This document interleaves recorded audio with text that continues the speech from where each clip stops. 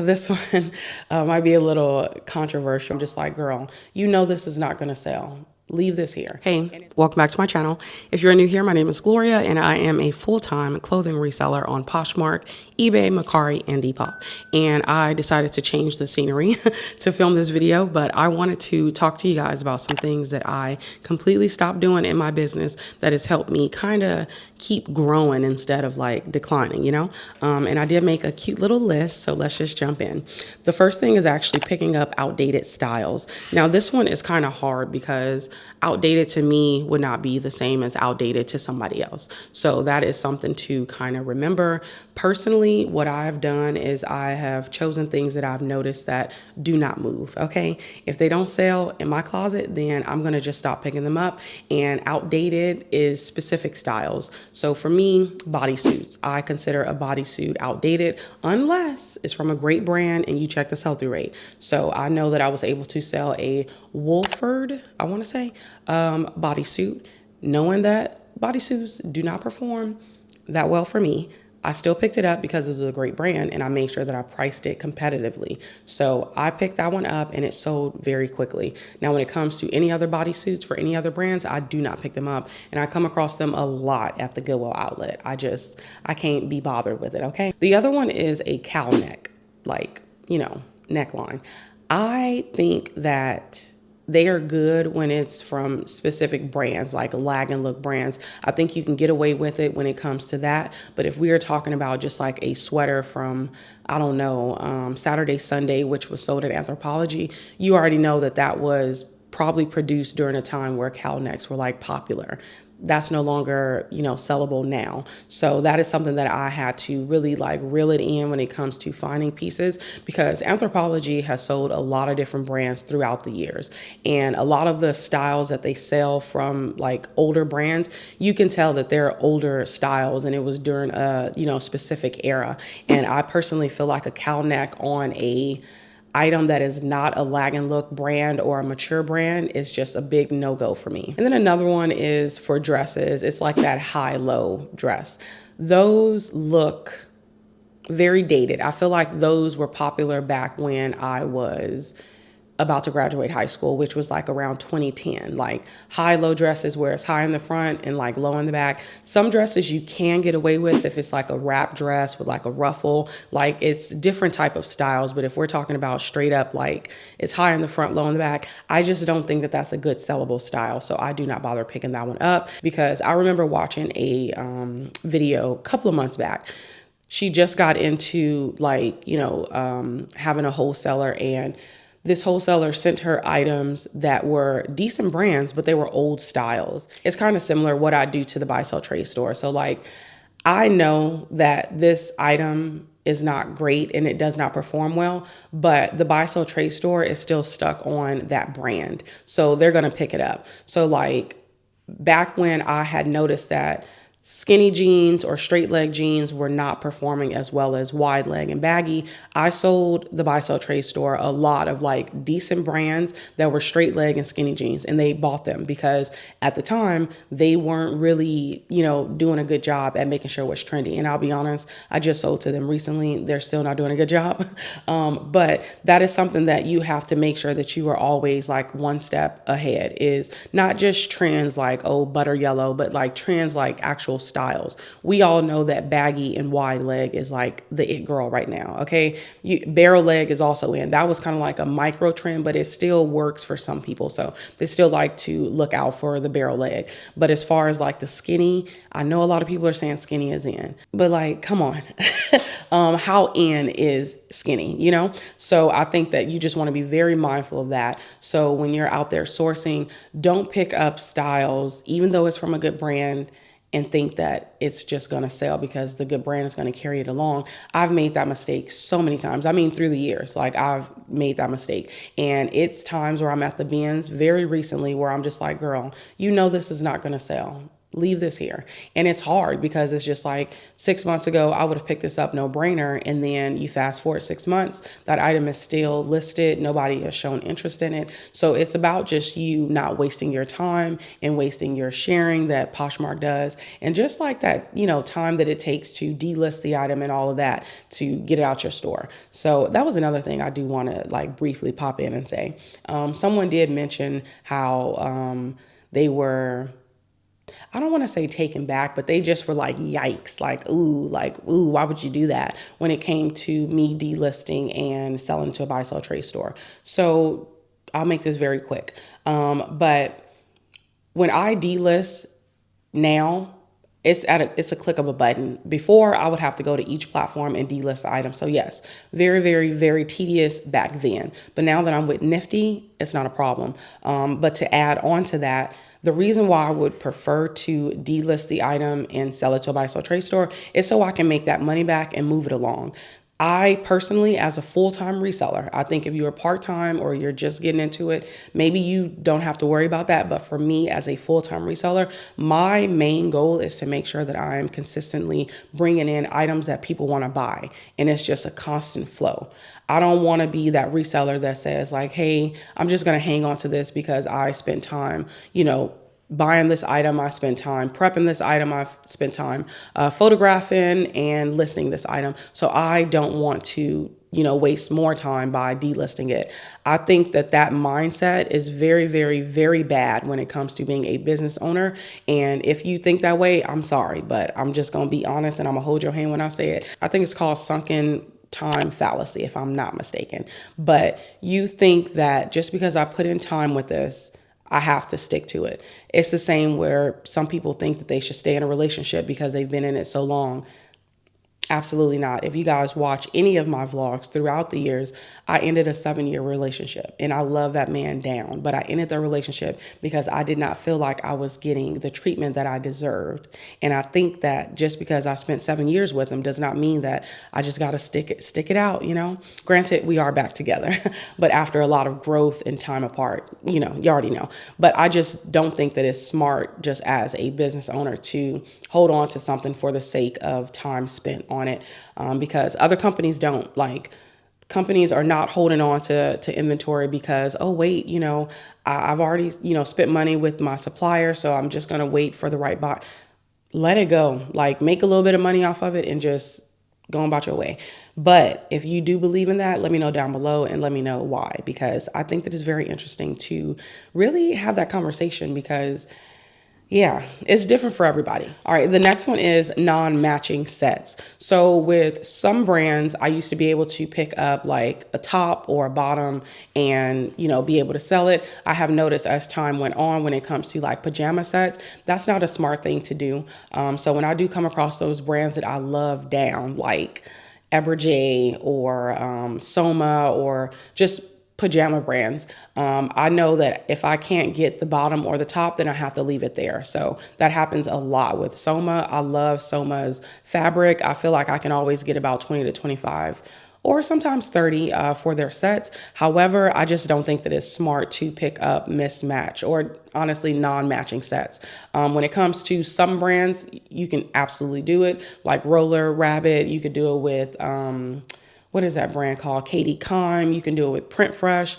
But I think that some brands, when they don't hold enough weight, I don't think people are going to be, spending money on non-matching sets. So that is just something that I had to kind of shift gears with in my business as of late. And then another one is robes without ties. So I went through a stint where I was still picking up robes without ties because I'm just like, oh, they're going to sell. And then eventually I would end up having to delist them as time went on because nobody wants to buy a robe without a tie.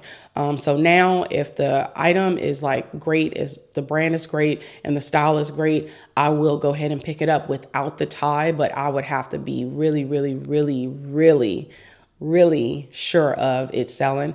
And I recently did that with a Notori robe. It was like this really fun print and it was a decent size. And I just felt like this could still sell without a tie. So the next one is actually going against my gut on bad comps. Bad comps would look like, 500 listed and 25 sold, or 200 listed and 10 sold. Like, bad comps are anything below like 10%.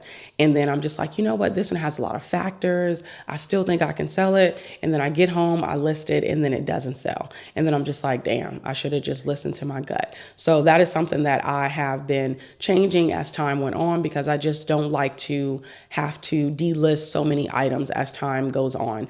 I have noticed that the things that I've been listing in 2025 have been turning and burning. But I feel like as a reseller, just in general, you are going to consistently get better and better and better and better. And the moment you take the mindset off of like, oh, this is cute, somebody's going to like this, and you can shift it to, this one has silk, this one is a paisley print, this one is a size large, it is a Western style, it has fringe. Like, once you start to look at it from that aspect, instead of looking at it from like, oh, this is cute, it's going to sell, I do think that it's going to just shift your gears in being a better business owner. Another one is writing off brands due to the label. So when it comes to certain labels, I automatically write them off, because I'm just kind of like, it doesn't really stand out, so I'm not going to grab it. And I went through this, I want to say maybe about a good 3 or 4 months ago, when I came across a bin full of like lag and look style pieces, and the brand tags just looked like they weren't worth much. But I eventually looked into the brands because the style looked nice, and I come to find out that these are like some really good brands. So I'm just like, okay, maybe I should stop writing off brands, because I feel like what has been running wild is the mindset that if the tags are tacked on, then it automatically means that it's a great brand. Now, I'm not taking away that that is not like true, but I don't think that it's 100% true. Some great brands that are not like, tacked on tags are amazing brands. Like, it's brands that look very outdated because the tag looks a little silky, but it's a current piece. I think that paying attention to tags is not going to help you. Just look into the brand. Look into the brand. If it looks remotely interesting and the style looks great, look into the brand regardless of that tag. Don't immediately write it off. So that's something that I had to learn, because I would just write stuff off. And I know for a fact that I've missed out on a lot of great items because I have instantly just been like, oh no, not a good brand. It's not tacked on. It doesn't scream to me. It doesn't look like it's high quality. So I'm going to leave it here. And then I probably just left $100 on the table, So definitely something I'm happy that I do not do anymore. The next one is intentionally picking up damaged items. Now, I personally feel like this was probably not the hardest thing to overcome, because you have to think, like, when you're at the bins or a thrift store and you spot the flaw and you're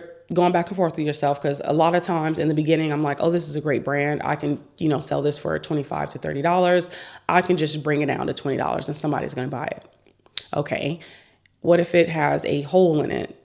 What if it has a discoloration mark by the buttons? Like, I had to start thinking about like, okay, where is this flaw located and how will it affect the garment? And if it will affect it in a way where if I'm buying this item and I'm like, oh, I don't think I would buy that, then I'm not even going to waste my time trying to buy it and then sell it if I, as a shopper, wouldn't even pick it up myself. So that is something that I have slowed down with. Recently, I came across this really cute Eileen Fisher. I think it was like a really pretty like blue colorway, and it was linen. It was an oversized lag and look style, and it was a size large, but it had discoloration marks on it, and they did look like they were food stains. However, I just personally felt like this isn't worth my time. It was more pieces that have like little tiny holes, not worth my time. I don't even waste my time listing items when they are damaged, unless it is a small damaged item.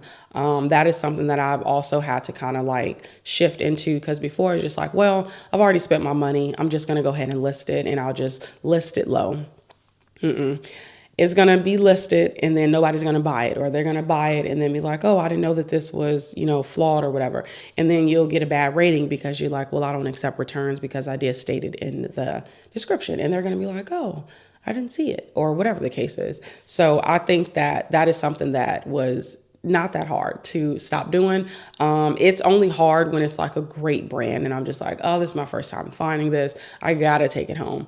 Or if it's an item where you can really just say that it's thrash, because that's actually a great keyword. Some brands can be thrash, like Carhartt. That's a brand where people want to buy, where it's like heavily worn in, but some items, it's just not worth it. The next one was essentially something that I talked about as well, is the listing damaged items.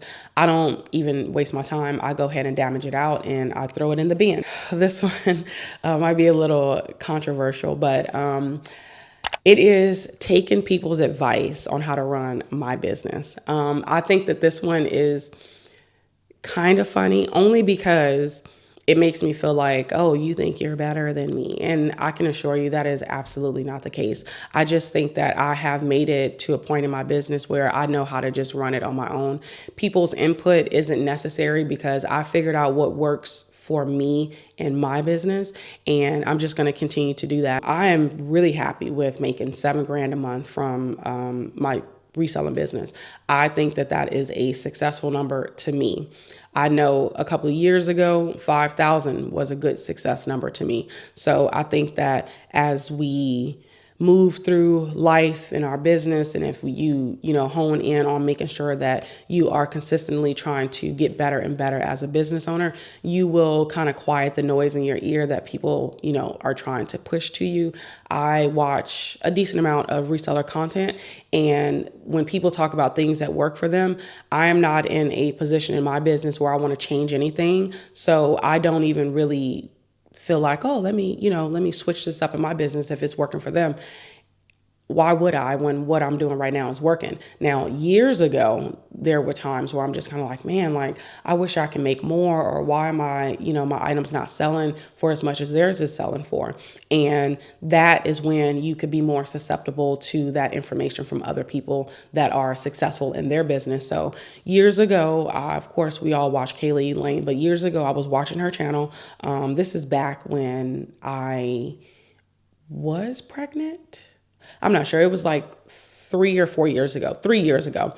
I remember specifically, she talked about how she locks her prices on eBay. And at that time, I was in a position where I really wanted to grow my eBay store. So I'm just like, you know what? She is making a lot of sales on eBay and she's doing this. I'm going to try it myself. Now, I deleted everything from my eBay store and I restarted and I locked my prices. And at the time, of course, I wasn't as good with my price points. So that one was a learning curve for me as far as making sure that I don't like price them too high or price them at a price point where somebody still thinks that they need to, send me an offer in the messages. And of course, with trial and error, I was able to figure out that that works perfectly for me. So back then, that was 3 years ago. I am still doing that now. My prices are still locked on eBay because I make sure that I price my item at a price point that somebody is going to look at it and be like, wow, this is a really good price point. I need to buy this now before somebody else does. And that's exactly what has been working for me. At the time, I was trying to get my eBay store to zhuzh up some business. So I wanted to learn more about people doing well on the platform. But now at the big age that I'm at and at the place that my business is at, there's no more tweaking that I need to do. I have found exactly what works for me in my business, and I'm going to continue to do it. So taking advice from people or trying to, trial and error something, no, thank you. I'm at that point where even if people say it in the comments, I'm just going to like it because if it works for you, that's amazing. If I say this does not work for me and that's why I don't do it, I'm not going to do it just because you say it works for you. The same way with me. I'm sure it's things that I say and you guys are like, well, no, that actually, is quite the opposite for me. That's great. You know what I'm saying? We all sell different things. So you just got to be very mindful to just not soak in so much when you don't have to, if you're not in a position to want to change some things, don't listen to everybody's advice. So the next one is not checking the sell-through rate on brands that I actually love. So we're talking the J. Crew, the J. Jill, the Soft Surroundings, I don't love those brands anymore, but they are like bread and butter. And those are the first ones that popped up. Chico's is another one. So essentially, when I say brands that I love, I just mean my bread and butter, the brands that consistently have been selling for me through the years, I would never check the sell-through rate because I'm just kind of like, they're going to sell eventually because this is just a brand that sells a lot in my closet. And it only sells a lot because I have a lot of it. So as time went on, I started to notice that things are sitting a lot longer than I would have liked. So when it comes to like 𝕃𝕊, and I'll use that as a perfect example, 𝕃𝕊, I do not pick up anymore. I don't pick up everything. Let me make sure I say that correctly. So at the bands, I will come across about 10 to 12 𝕃𝕊 pieces, and I might, and heavy on the word might, take 1 to 2 home. And that's hard coming from a place where I would pick up all 12 of those pieces because I'm just kind of like, they're going to sell. 𝕃𝕊 sells. However, I've realized that the brand, of course, since it is everybody's bread and butter, has become extremely oversaturated. Even the girls that tell you to just get a plus size in the brand, it still does not sell for enough that I'm comfortable with. So if it is not able to flip for $20 and over and sell within a good time frame, I don't grab it. And that's just where I'm at now with the brands that I love, as well as 𝕃.𝕊. At one point, I was doing really well with 𝕃.𝕊 women's button-down tops, and I would just pick them up just because I'm like, they're going to sell. And they were selling. And then I started to notice that, wait, they're not selling as quickly as they used to. So we need to kind of like pump the brakes on not checking the sell-through rate. So I started to check the sell-through rate on the smaller sizes, and I noticed that, hey, the sell-through rate is terrible. Okay. And then I would notice that this particular colorway that I have is listed in this size and it's still not selling, and the price points are really low. So why would I bring this home just to say that, I met my quota of items that I needed to list for the day? So that is just something that I have loved that I've been doing lately, because you are essentially like filtering out more and more and more. So before, the first filter was just like, oh, is this item going to be able to sell? Now the second filter is, how much is this item going to be able to sell for? And then is, how long am I going to wait for this item to sell for? So you need to constantly put more and more filters on your business to essentially like how people would filter out their water. You want to make sure you're catching literally everything, not just one or two things. You're catching everything because you want to make sure that you are going to get this item out in a timely manner and for a good price point that, you want to. So that was something that I did have to do, and it was really hard. It feels weird checking comps on bread and butters, but it's necessary nowadays. All right, this is the last thing. And I did kind of talk about this in the beginning of this video, but essentially it is thinking that a good brand is going to save a bad item. Now, when it comes to good brands, we're talking like the mid-tier brands. We're talking maybe the $40 to $100 sale brands, the Anthropologies, the Free People, and some other brands that I can't think of right now. Like, some brands will go for a decent amount. Like, don't get me wrong, some brands will go for a decent amount, but it's item specific and not just brand specific. So I will use this one as a perfect example. 𝕃𝕊. 𝕃𝕊 is one of those brands where it's just kind of like, it's a hit or miss. I pick up a lot of 𝕃𝕊 at the Goodwill outlet. I recently sourced a 𝕃𝕊 dress at a buy sell trade store. Guess what? It sold for $70. The dress sold for $70. A lot of the 𝕃𝕊 tops that I have, they can't even sell for $20, okay? And granted, it's because of the style. The 𝕃𝕊 dress is very much so in. That is a really great style. But the pieces that I picked up from 𝕃𝕊 are not great pieces. They're not good styles. They're not good sizes. Like, I think that you have to heavily consider that even though the brand is good or you love selling the brand, if that piece is not a good piece, it's not going to sell. Like, no matter how low you make it go. Like, I'm sure a lot of the pieces, even if I did mark them down to $10, somebody still thinks after all in at $18 or $19 due to taxes and shipping, it's still not worth it to them. So they're still not going to buy it. But when it's a great, item paired with a decent, great brand, it's going to sell. So if you can just kind of bypass that point of saying, you know what, I'm going to pick this up because this is a great brand, I've sold it before, and it's going to sell. And then it doesn't. And then you're like, I don't know, like, this brand typically sells for me. But then you go and look at all the items that you have sold from that brand and then the items that are still listed. And then you can kind of be like, okay, I see why it's still here. Like, look at this and then look at that, So that's essentially what I had to do to really kind of like reel it in when it comes to making sure that I can get my items to sell, because y'all know I have been just changing and changing and changing when it comes to my business. But yeah, y'all, that is all that I have. And if me holding the mic annoyed you, I am so sorry. But I'm going to be honest, I love holding the mic. It makes me feel like I am a newscaster and I got something to say, okay? But I definitely could have like just pinned it to my chest, but it just it wouldn't have been as fun, you know? But hopefully it did not bother you. I know for some people it does, but when I watch YouTubers with the DJI camera, DJI, excuse me, with their mic and they're holding it, I'm just like, they look so professional. I love it. But that's just me.